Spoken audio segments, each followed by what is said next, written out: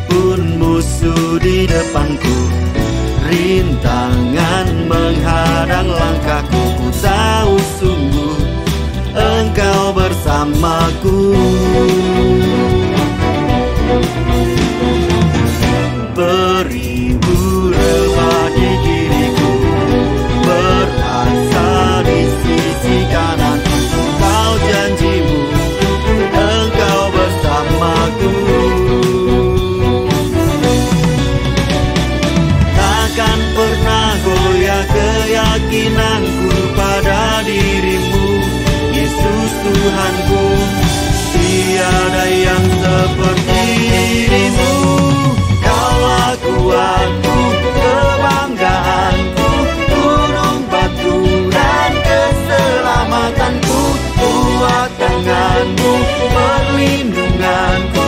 Kaulah Allah, sumber kemenangan. Kaulah kuatku, kebanggaanku, gunung batu dan keselamatanku. Kuat tanganmu, perlindunganku. Kaulah Allah, sumber kemenanganku. Takkan pernah goyah keyakinanku pada dirimu, Yesus Tuhanku. Tiada yang seperti dirimu. Kaulah kuatku, kebanggaanku, gunung batu dan keselamatanku. Kuat tanganmu, perlindunganku. Kaulah Allah, sumber kemenangan. Kaulah kuatku, kebanggaanku, gunung batu dan keselamatanku. Kuat tanganmu, perlindunganku. Kaulah Allah, sumber kemenanganku. Sumber kemenanganku.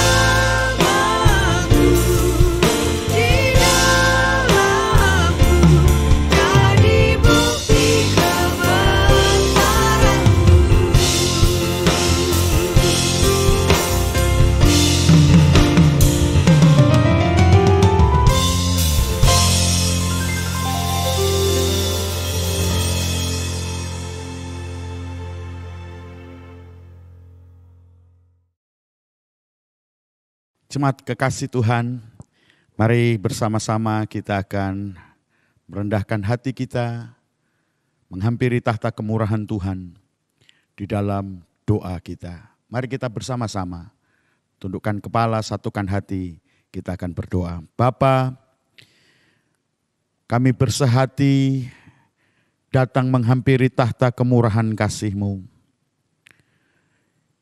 Terima kasih Tuhan, buat pintu kemurahan-Mu yang terbuka bagi kami.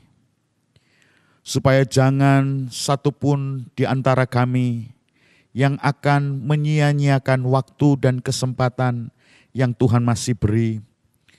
Untuk kami boleh datang dan menghampiri tahta kemurahan kasih-Mu. Sujud di bawah altar-Mu, sujud di bawah kaki-Mu. Menyerahkan dan membawa seluruh hidup ini di atas mezbah-Mu menjadi satu persembahan yang hidup. Tuhan, biar saat yang indah kami boleh duduk diam di bawah kaki-Mu dan mengizinkan kuasa firman-Mu itu bekerja atas setiap kami. Lawat, jamah, dan berkati setiap kami umat-Mu dimanapun kami berada hari ini. Biar kiranya kuasa Roh Kudus mengurapi setiap kami. Dan kuasa Roh Kudus mengurapi setiap perkataan firman Allah. Dan biar olehnya hidup kami akan termeterai di dalam firman-Mu. Dan firman-Mu itu Tuhan yang akan terjadi dan digenapkan dalam kehidupan setiap kami. Hamba berdoa dan hamba mohonkan doa ini dalam berkat nama Tuhan Yesus Kristus. Haleluya. Amin. Jemaat kekasih Tuhan dimanapun kita berada. Kembali kita masih dapatkan kesempatan yang indah hari ini untuk mempersiapkan kehidupan kita. Untuk kita boleh hidup di dalam sebuah kehidupan kekal di dalam kerajaan sorga. Kekasih-kekasih Tuhan, beberapa minggu telah kita jalani, kita belajar untuk mengerti bagaimana Tuhan mau kehidupan sorga itu bukan menjadi sebuah mimpi dan khayalan rohani kita. Bukan hanya menjadi mimpi tentang iman kekristenan kita. Tapi Tuhan mau kehidupan sorga, realitas sorga, kuasa sorga itu benar-benar terjadi dan kita alami dalam kehidupan di saat dunia sedang menuju kepada kesudahannya. Untuk itulah kita umat ketebusannya, Tuhan tempatkan kita ada di bumi ini. Tuhan tidak meminta untuk kita dibawa dan meninggalkan bumi ini. Di dalam doa Yesus, di dalam Injil Yohanes pasal yang ke-17 yang sudah kita pelajari. Tetapi doa Yesus yang meminta supaya Bapa melindungi kita di saat hari yang jahat yang sedang terjadi dan menimpa kehidupan semua manusia yang hidup di bumi ini. Tuhan sudah berfirman bahwa bumi akan digoncangkan, bukan hanya bumi tetapi langit juga akan digoncangkan. Saat akhir dari kehidupan dunia yang lama ini akan berlalu, sebab kita sudah menantikan janji langit yang baru, bumi yang baru. Untuk itu kekasih-kekasih Tuhan, hari ini kembali kita akan mempersiapkan diri kita untuk kiranya kuasa firman Allah yang akan menuntun kita, memberikan pengertian di dalam akal budi kita. Sehingga kehidupan manusia batin kita akan terus didandani, dibersihkan dan dijadikan sempurna. Hari ini kita mau belajar dari 1 Petrus pasal yang pertama, ayat yang ketiga hingga yang ketujuh. Mempersiapkan sebuah kehidupan untuk hidup di dalam realita, kehidupan sorga di langit yang baru, bumi yang baru. Firman Tuhan berkata, terpujilah Allah dan Bapa Tuhan kita Yesus Kristus, yang karena rahmat-Nya yang besar, telah melahirkan kita kembali oleh kebangkitan Yesus Kristus dari antara orang mati kepada suatu hidup yang penuh pengharapan untuk menerima satu bagian yang tidak dapat binasa, yang tidak dapat cemar, dan yang tidak dapat layu yang tersimpan di sorga bagi kamu. Kekasih-kekasih Tuhan, dari ayat yang ketiga dan keempat ini terlebih dahulu kita mau memperhatikan bahwa hidup di dalam Kristus Yesus yang oleh kuasa kebangkitannya, kita boleh memiliki sebuah kehidupan yang mengalahkan maut. Bukan lagi hidup yang sudah ditebus dari dosa, tetapi hidup yang mengalahkan dosa. Itu harus kita peragakan, itu harus menjadi kehidupan real kita. Bukan saja kita telah mengalami yang namanya penebusan dari dosa. Bukan saja kita telah bertobat dari dosa.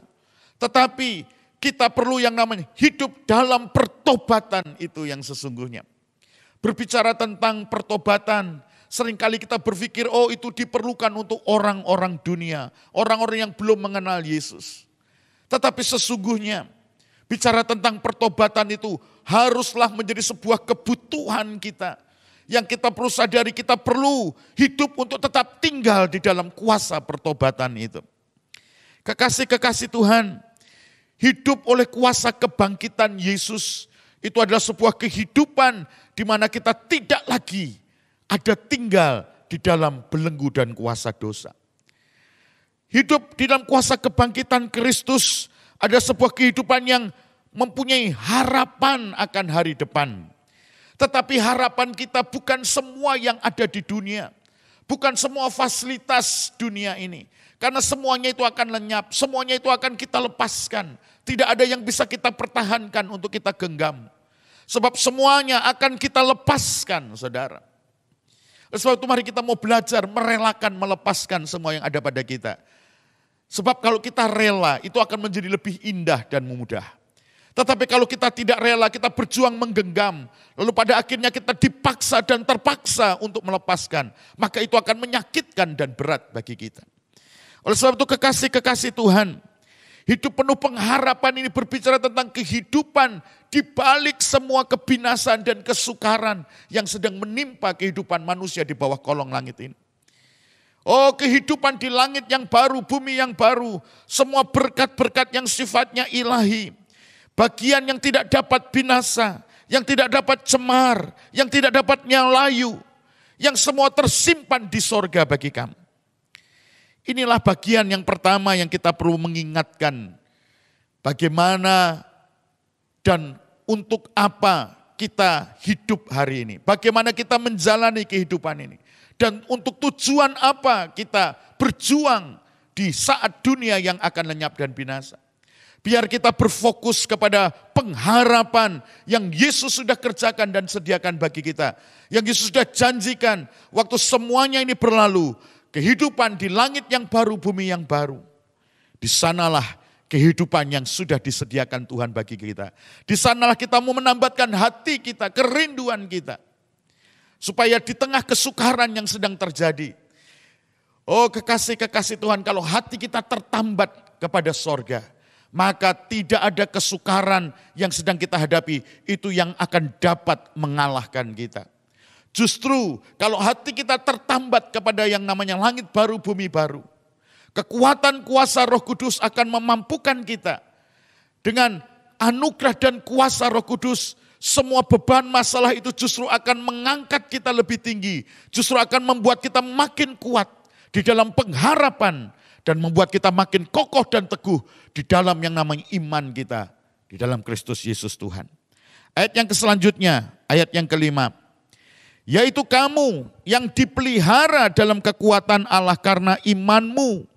Sementara kamu menantikan keselamatan yang telah tersedia untuk dinyatakan pada zaman akhir. Bergembiralah akan hal itu sekalipun sekarang ini kamu seketika harus berduka cita oleh berbagai-bagai pencobaan. Maksud semuanya itu ialah untuk membuktikan kemurnian imanmu yang jauh lebih tinggi nilainya daripada emas yang fana, yang diuji kemurniannya dengan api. Sehingga kamu memperoleh puji-pujian dan kemuliaan dan kehormatan pada hari Yesus menyatakan dirinya. Saudara, dikatakan pada hari Yesus menyatakan dirinya. Ya. Ayat yang kelima dikatakan pada waktu pernyataan di akhir zaman, ya saudara kekasih, ya, kita yang dipelihara oleh kekuatan Allah, menantikan keselamatan yang telah tersedia untuk dinyatakan pada zaman akhir. Saudara, kita sedang hidup menggenapkan zaman akhir. Kita sedang hidup di dalam kesukaran demi kesukaran. Kita tidak lagi menghabiskan energi hidup kita untuk kita melihat, memikirkan, membayangkan kesukaran-kesukaran. Sebab kalau hidup kita berfokus kepada kesukaran, maka kita akan makin terpuruk dan tertekan. Tetapi kita bersyukur, kita mengarahkan mata kita, pandangan kita, fokus kita kepada langit yang baru, bumi yang baru. Di mana di sana ada kekuatan Allah yang akan sanggup memelihara kita. Dengan iman dan di dalam iman kita yang berdasar kepada yang pengharapan oleh karena janji firman Allah. Bukan janji manusia. Tetapi yang dijanjikan oleh Allah berdasarkan firman Allah. Iman kita dibangun dan dengan kekuatan iman itulah kita akan mendapatkan yang namanya pertolongan dan kekuatan Allah itu akan menggantikan segala keterbatasan kita. Oleh sebab itu kekasih-kekasih Tuhan, dikatakan bahwa bergembiralah akan hal itu, akan sebuah pengharapan dan janji dan jaminan. Di tengah-tengah kedukaan, ya, dikatakan sekalipun sekarang ini kamu seketika harus berduka cita oleh berbagai-bagai pencobaan. Kekasih-kekasih Tuhan, kita sedang hidup di hari-hari di mana kesesakan, kesukaran, penderitaan yang semua akan membawa kita kepada kedukaan. Tuhan sedang izinkan semuanya ini. Semuanya terjadi karena menggenapkan apa yang menjadi maksud dan rencana Allah. Supaya iman kita itu akan terbukti menjadi iman yang murni, iman yang tulus. Saudara, iman yang kembali kepada nilai-nilai ilahi. Bukan nilai yang secara jasmani dan materi yang seringkali hari ini. Itu diberitakan di belakang mimbar oleh orang-orang yang mengaku hamba-hamba Tuhan. Berbicara atas firman Tuhan, memberikan harapan dan jaminan kepada umat, kepada hal-hal yang materi dan jasmani. Mengabaikan sebuah yang nilai yang kekal, yang jauh lebih indah, yaitu sebuah kehidupan ilahi dan rohani. Kekasih-kekasih Tuhan, iman kita harus kembali kepada kemurnian dari firman Allah. Yaitu iman tentang sebuah pengharapan akan kehidupan yang kekal. Akan nilai-nilai kehidupan manusia rohani kita yang luhur, yang agung, yang mulia.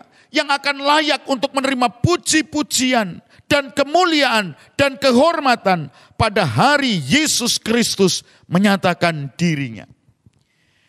Kekasih-kekasih Tuhan, hari-hari ini kita sedang hidup di satu kondisi ya yang kita semua menyadari semua terjadi itu tidak ada satupun kekuatan manusia bisa memprediksi. Tidak ada satu kekuatan manusia yang bisa untuk menanggulangi dengan pengalaman dan pengetahuan yang mereka miliki. Sebab sesungguhnya kita sedang hidup dalam satu kondisi di mana firman Tuhan sudah berkata semuanya itu akan digoncangkan. Semuanya itu sedang menggenapkan apa yang difirmankan Tuhan. Goncangan itu dengan tujuan semua yang tidak murni, semua yang tidak bersumber dan berakar dan berasal dari Tuhan itu akan berguguran. Kekasih-kekasih Tuhan, kita juga tidak tahu pengharapan kita ke depan berapa lama lagi kesesakan ini akan terjadi. Tapi saudara kekasih, mari kita mau belajar mengerti kebenaran firman Tuhan. Kalau di dalam minggu-minggu ini, ya, dari sejak hari Jumat kemarin, kita sedang memasuki sebuah dasawarsa yang baru di dalam hari-hari Tuhan. Sebagaimana kita belajar tentang hari raya Tuhan, hari yang ditetapkan Tuhan, supaya kita mengadakan yang namanya hari merendahkan diri, memberi perhatian lebih, memberi waktu lebih untuk kita mendekatkan diri kepada Tuhan. Kekasih-kekasih Tuhan, bicara tentang hari raya Tuhan. Tuhan mau memberkati kita dengan berkat yang spesial, berkat yang khusus. Untuk itu kita perlu memberi perhatian yang khusus. Kita perlu memberi waktu yang khusus kepada Tuhan. Dan kalau kita sedang masuk di satu kalender Ibrani, ya, hari Tuhan, hari raya Tuhan. Kita sedang masuk di satu periode yang baru, di dasawarsa yang baru. Kekasih-kekasih Tuhan, kita sedang memasuki tahun, di dalam tahun Ibrani. Di mana kalau kita belajar makna dari tahun Ibrani yang sedang kita masuki, dari hari Jumat sampai nanti tanggal 28, kita akan masuk pada hari raya Grafirat. Kekasih-kekasih Tuhan, selama 10 hari ini kita mau mengadakan hari dan mengkhususkan hari kita untuk kita mencari Tuhan lebih lagi, berdoa lebih lagi. Dan kita mau mengambil waktu lebih serius dengan kita mengadakan merendahkan diri dan berpuasa kepada Tuhan. Oh, mencari kehendak Tuhan, berdoa. Dan saya percaya hari-hari ini Tuhan akan menyingkapkan lebih lagi kebenaran firman Tuhan buat kita. Kekasih-kekasih Tuhan, kita sedang memasuki satu periode, satu masa yang sudah ditetapkan oleh Allah. Bahwa kita sedang masuk di dalam waktu Tuhan, di mana Tuhan akan menghembusi kita. Ya. Ada hembusan kuasa Allah yang akan membuat kita mengerti kehendak Allah lebih lagi. Kekasih-kekasih Tuhan, kalau kita melihat dalam sebuah kebenaran di dalam Injil Yohanes pasal yang ke-20 ayat yang ke-22, pada waktu Tuhan Yesus setelah bangkit dan sebelum dia naik ke sorga, dia menemui murid-muridnya dan meneguhkan akan kuasa dari kerajaan Allah. Yaitu kuasa yang sudah menghancurkan maut dan mengalahkan alam maut. Yesus menemui murid-muridnya dan dalam salah satu peristiwa waktu Yesus bertemu dengan muridnya. Di dalam Yohanes pasal yang ke-20 ayat yang ke-22 dikatakan, dan sesudah berkata demikian, ia menghembusi mereka dan berkata, terimalah Roh Kudus. Saudara, Yesus menghembusi mereka. Dan kita tahu peristiwa pencurahan Roh Kudus belum terjadi waktu itu. Yesus belum naik ke sorga dan Roh Kudus belum dicurahkan. Sebelum Yesus naik ke sorga ada peristiwa ditulis. Setelah ia bangkit, ia menemui murid-muridnya dan Yesus menghembusi mereka. Kata menghembusi inilah saudara, makna dari tahun Ibrani, tahun di mana kita sedang masuk dalam periode waktu Tuhan.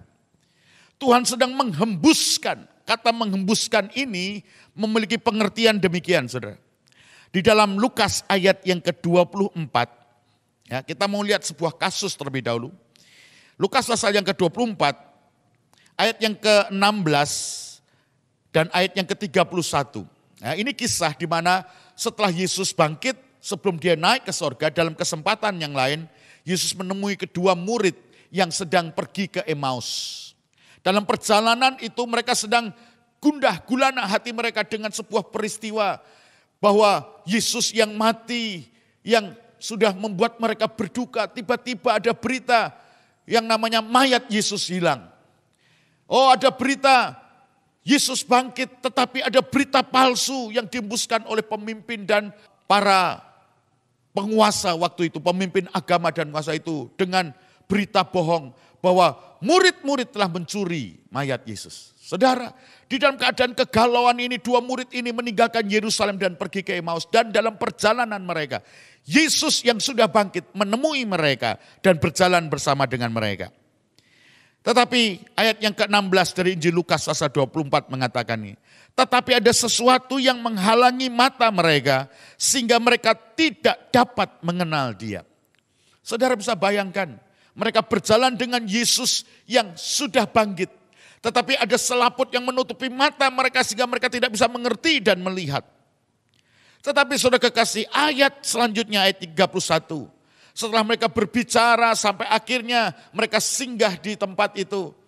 Dan pada suatu ketika Yesus menyatakan sebuah kebenaran firman. Dan ayat yang ke-31, ayat itu berkata, ketika itu terbukalah mata mereka dan mereka pun mengenal Dia, tetapi Ia lenyap di tengah-tengah mereka. Nah, saudara, bicara tentang menghembusi, tahun di mana Tuhan mau menghembusi.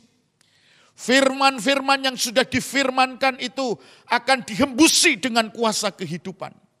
Dengan kata lain, saudara, selaput yang menutupi kita yang selama ini mungkin kita tidak bisa mengerti firman dengan sepenuhnya. Ini ada waktu di mana Tuhan akan menghembusi. Ini adalah tahun, periode di mana kuasa roh Allah itu akan dihembuskan. Dan yang akan membuat semua selaput itu yang menutupi kita akan terbuka. Sehingga kita akan mengerti firman Allah. Kita akan mengerti kehendak Allah. Seperti ayat selanjutnya, saudara. Di ayat yang ke-45 waktu Yesus ketemu dengan murid-murid yang lain. Yesus menunjukkan luka di tangannya dan di lambungnya. Karena murid-muridnya masih antara percaya atau tidak. Masih ada ketakutan dan keraguan. Lalu Yesus minta kepada murid-muridnya, adakah di antaramu ada makanan? Lalu waktu Yesus makan, baru saat itu di ayat yang ke-45. Lalu ia membuka pikiran mereka sehingga mereka mengerti kitab suci. Saudara, ini adalah periode waktu di mana hembusan Tuhan akan terjadi atas kita umat ketebusannya, atas kita gerejanya. Hembusan ini akan membuat kita memiliki pengertian yang lebih kepada firman Allah. Semua selaput yang selama ini menutupi kita yang membuat kita tidak bisa mengerti firman dengan utuh, itu akan diangkat dari kita. Oh, betapa bersyukurnya, betapa bersukacitanya kita. Karena kita sedang masuk waktu di tengah kesukaran, di tengah penderitaan, di tengah kesesakan. Tapi ini juga adalah waktu di mana Tuhan akan membuka semua selaput, semua yang menutupi mata batin kita. Tuhan mau mengambil semua ikatan-ikatan yang membelenggu hati kita, yang membutakan mata batin kita. Tuhan mau mengembuskan yang namanya nafas hidupnya. Supaya kita mengerti firman Allah. Saudara, bicara tentang tahun di mana kita sedang memasuki periode dari rencana Allah. Bicara tentang hembusan nafas Allah. Kita juga melihat dalam Yesaya pasal yang ke-30 ayat yang ke-28. Yesaya pasal 30 ayat yang ke-28 mengatakan begini. Hembusan nafasnya seperti sungai yang menghanyutkan, yang airnya sampai ke leher.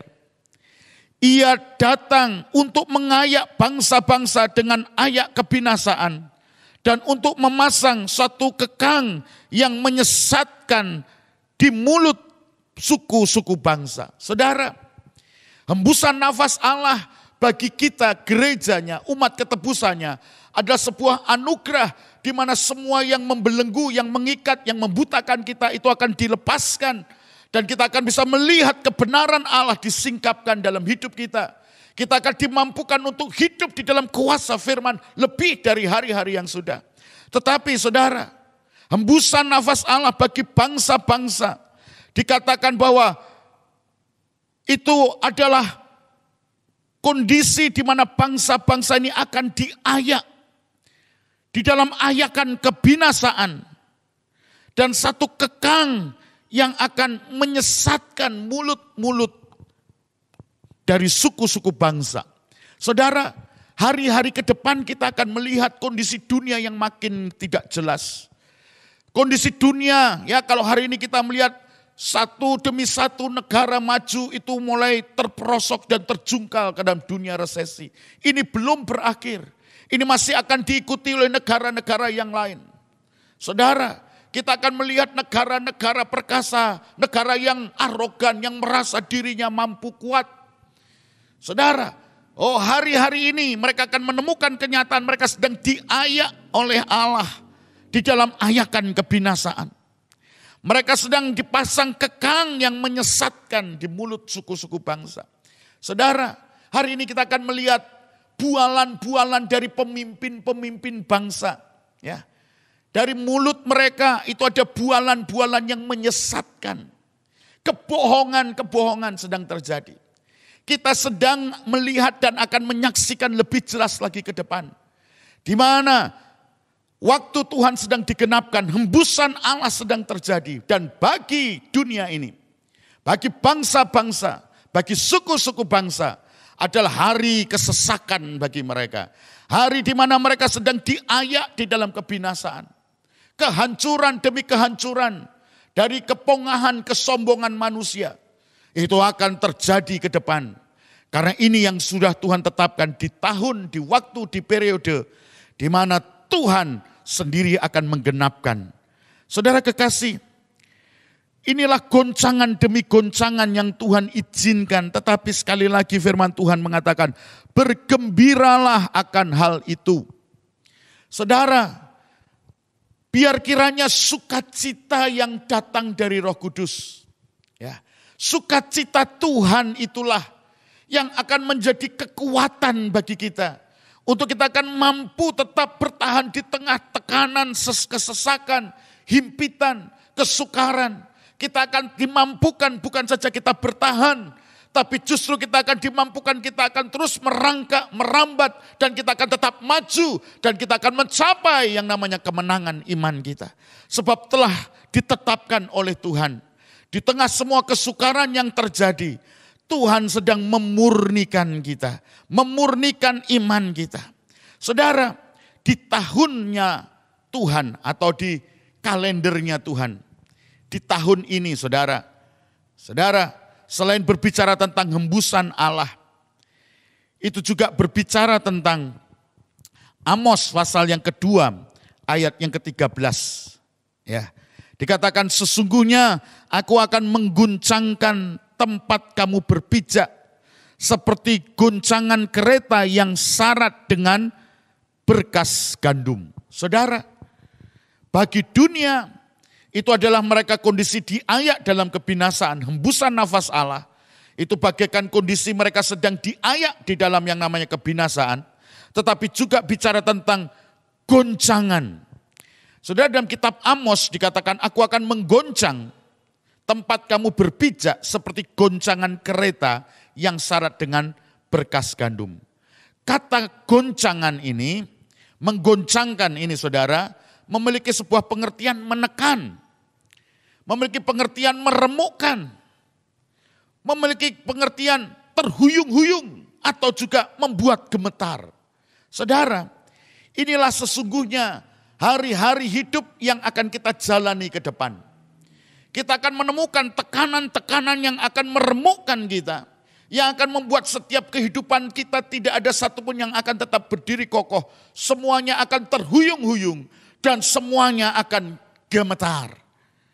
Inilah saudara yang sedang terjadi dalam kehidupan dunia di mana kita sedang hidup dan jalani hari ini dan ke depan. Tetapi firman Tuhan berkata, bergembiralah. Oh, sukacita Tuhan itu yang akan membuat kita tetap bergembira. Kenapa saudara? Karena ini bagi kita sebuah kenyataan atau kondisi di mana seperti di Getsemani itu saudara. Kata guncangan ini juga berbicara tentang bagaimana biji zaitun yang diremukkan di batu kilangan itu saudara. Di Taman Getsemani. Bagaimana Taman Getsemani tempat biji zaitun itu diremukkan di kilangan batu. Saudara, Tuhan sedang membawa kita untuk kita masuk dalam pengalaman Getsemani. Di mana kekuatan kita berakhir dan kita menerima kekuatan yang dari Tuhan. Di mana di Getsemani Yesus mengajar kepada kita, bukan kehendakku yang jadi tapi kehendakmu yang jadi Bapa. Saudara, Getsemani bicara tentang biji zaitun, buah zaitun itu diremukkan oleh batu kilangan. Saudara, inilah yang sesungguhnya yang sedang terjadi dalam kehidupan kita di dunia hari-hari ini. Kita sedang masuk di dalam waktu di mana Tuhan sedang membawa kita seperti di Taman Getsemani itu. Oh, buah zaitun itu diremukkan, ditekan, dipres, dihancurkan oleh batu kilangan itu. Tetapi semuanya ini dengan tujuan supaya pada akhirnya kita akan menghasilkan minyak zaitun yang murni itu. Saudara, Tuhan sedang mengizinkan kesesakan yang terjadi dengan satu tujuan, supaya hati kita tidak ada lagi yang tersisa kepada dunia ini. Hati kita akan kita fokus kepada yang namanya langit yang baru, bumi yang baru. Untuk itu saudara, izinkan kesesakan, peremukan yang sedang terjadi ini akan menghasilkan yang namanya minyak yang murni. Minyak yang akan berbicara tentang bagaimana 5 anak dara yang bijaksana itu mempunyai persiapan minyak. Saudara, untuk itu mari kita memberi diri kita masuk di dalam apa yang ditetapkan oleh Allah. Di dalam saat peremukan sedang terjadi, goncangan sedang terjadi, mari kita mau makin berserah kepada Yesus. Mari kita makin mempercayakan hidup kita dan mempertaruhkan yang namanya iman percaya kita hanya kepada Yesus Kristus Tuhan. Sebab di luar Kristus yang ada hanyalah kesia-siaan dan kebinasaan. Di dalam Kristus Yesus Tuhan kita punya pengharapan dan jaminan akan sebuah kehidupan, langit yang baru, bumi yang baru, di mana di sana ada kebenaran. Dan di saat sebelum yang namanya langit yang baru, bumi yang baru tiba, kita akan menemukan langit dan bumi yang ada ini akan lenyap dan binasa. Tapi di saat itu kita akan menemukan bagaimana pemeliharaan Tuhan yang ajaib. Kuasa kasih Tuhan, iman kita kepada Tuhan, itu akan membawa kita kepada kedewasaan dan kesempurnaan. Tuhan kiranya memberkati kita semuanya. Biar kebenaran firman Tuhan ini akan terus mengarahkan hati kita, gairah hidup kita untuk makin melekat kepada Tuhan. Makin kita menaruh harap percaya kita hanya kepada Dia satu-satunya dan tidak ada yang lain yang tersisa dalam hidup kita. Selain Engkau, tiada yang lain yang kuingini di bumi ini. Selain Engkau, tiada yang aku miliki di sorga. Hanya Engkau saja Tuhan. Sekalipun dagingku dan hatiku habis lenyap, gunung batuku dan Allahku tetaplah Tuhan selama-lamanya. Kiranya Tuhan memberkati kita. Mari kita tundukkan kepala. Tuhan, terima kasih untuk kebenaran firman-Mu yang hari ini boleh kami terima.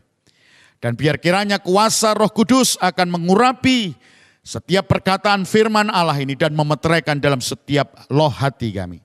Supaya olehnya hidup kami makin berakar dan kami makin bertumbuh sehat dan berbuah lebat. Di tengah goncangan yang sedang terjadi, biar kami kedapatan akan teguh, sebab kami telah menerima kerajaan yang tak tergoncangkan itu Tuhan. Biar di dalam Kristus Yesus kami akan tetap tinggal. Dan biar di dalam kuasa firman-Mu kami akan tetap ada dan hidup. Terima kasih Tuhan, memberkati seluruh jemaat-Mu dimanapun mereka berada. Dengan kuat kuasa tangan-Mu Engkau akan memelihara dan memberikan perlindungan kepada kami semuanya. Terima kasih ya Tuhan, sebab kami percaya kuasa karunia anugerah kasih-Mu di dalam firman-Mu itu akan sanggup untuk mengerjakan apa yang menjadi rencana Allah dan kehendak Allah atas hidup kami. Dan semuanya akan berhasil. Kami menyerahkan semua kehidupan kami dalam tangan anugerah-Mu. Kekasih-kekasih Tuhan, terimalah berkat yang datang dari tahta anugerah Allah Bapa.